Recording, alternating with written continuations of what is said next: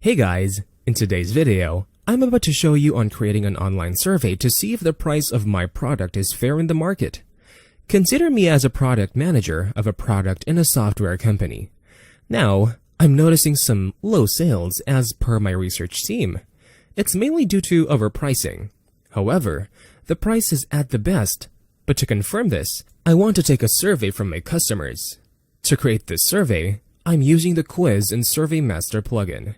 In this video, I have created a dummy WordPress website using InstaWP. This is the finest platform to create a disposable WordPress website and test your ideas and tools for free. Here, you can build a quick WordPress website in no time by just clicking a button. I have already installed the QSM plugin on the website. To learn how to install and configure QSM plugin on your website, click on the information card in the top right corner of this video.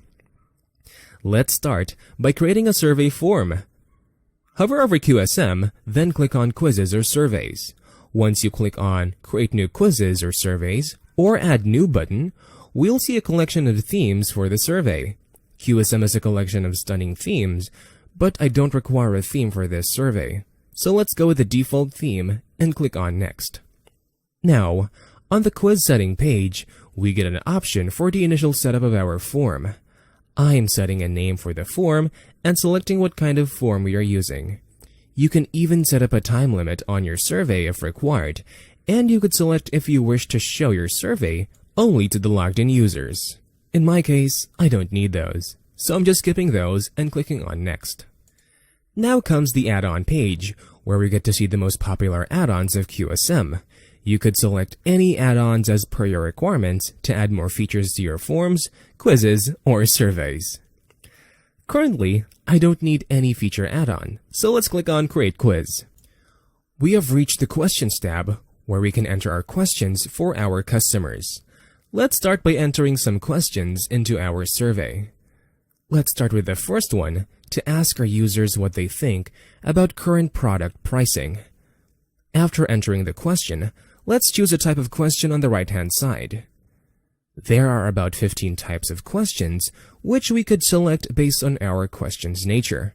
Currently, I'm taking the multiple choice type question here, based on the nature of my question. I'm also marking the question as required, so that the question cannot be skipped. You can skip this step if you think that an answer to your question is not required. Then click on Save Question. Our first question is saved. Click on Create a New Question at the bottom of the Questions tab, or click on the Duplicate button at the top of the Questions page to duplicate the same type of question. In the second question, I want to check how a customer decides at what price they decide a product to be costly. Let's select this as a number type question so that customer could only mention an amount. Click on Save Question to save the question. On to the next question by clicking on Create New Page.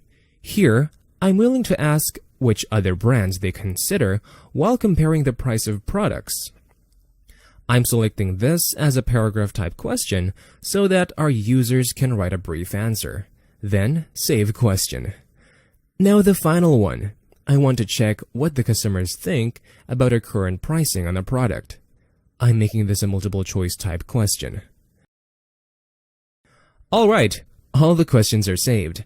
I want to see who's responding so that I could better understand and avoid any errors in my data. For that, I am setting up a contact field to collect the details of the applicants. Click on Add New Field, select the field type, and label it as Full Name.